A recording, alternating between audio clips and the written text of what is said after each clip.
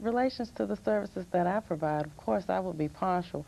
But honestly, I have actually noticed some improvement in the quality of life for those individuals that I serve. I am just sorry that there are not many more programs available at reasonable rates for the elderly. There are some daycare programs that cost enormous amount.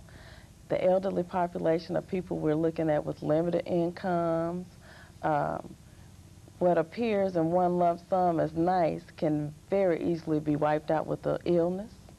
One major hospitalization could do it alone.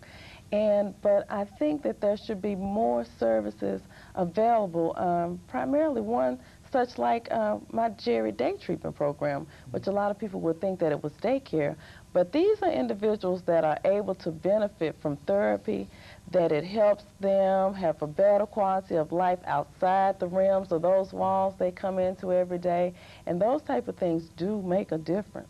The interaction is very, very important. There really are just a handful of adult daycare centers here in Nashville.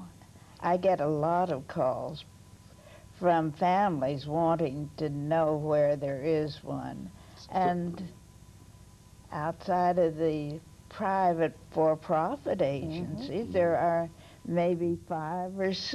Yes, exactly. I think some of the things that we often hear is an attempt by some communities to at least link some of the young people in, for example, Head Start programs with the elderly population, the belief that one can sort of reinforce the other. Well, what did the two of you think about that, and what have you seen as the result, I mean, some of the positive things coming out of that where that has been tried?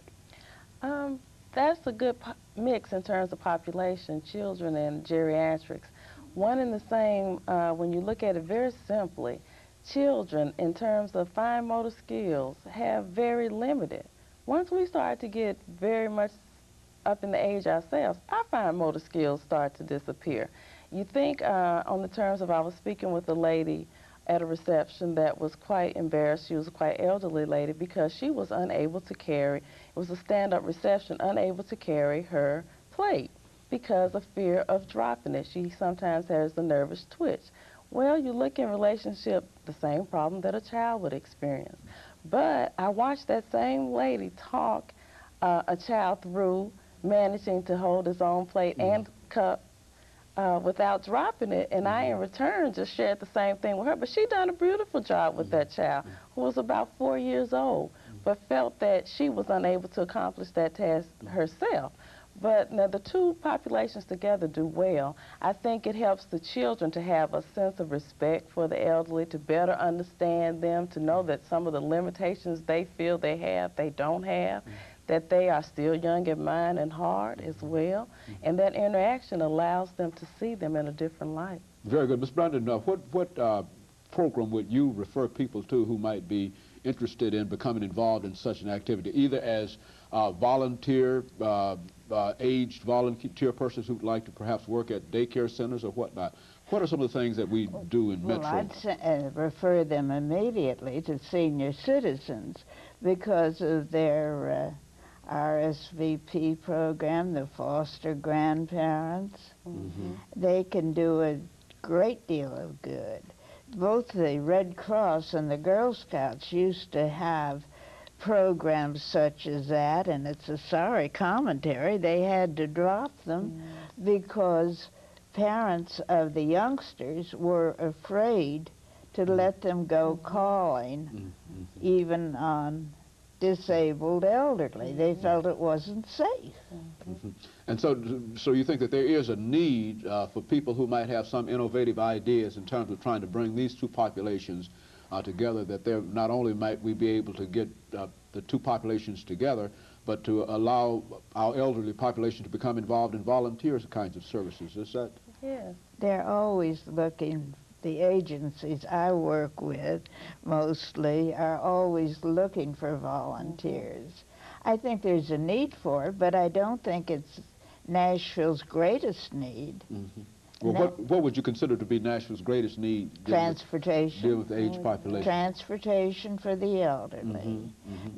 Metro Social Services has a transportation service, but it is for people who are 60 and older on a limited income and this is the catch, are able to get on and off a van unassisted.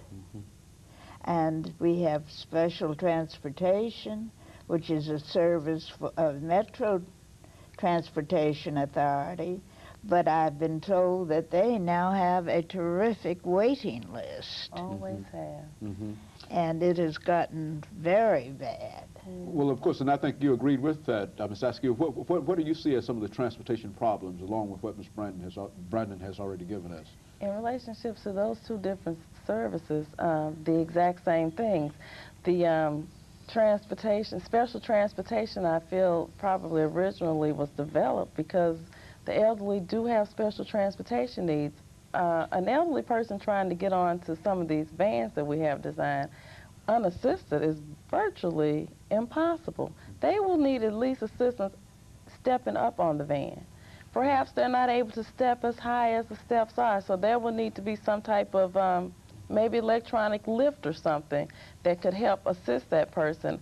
And without those type of things, you know, I just think in terms of the elderly as having some physical limitations that we have to accommodate. If we're providing a service that truly does not meet the need in the sense of the transportation service offered, as long as the individual does not need assistance in getting on to the van, that service is not going to be utilized to its fullest because it limits, you know, what type of elderly could use it. And, of course, the social services transportation is limited.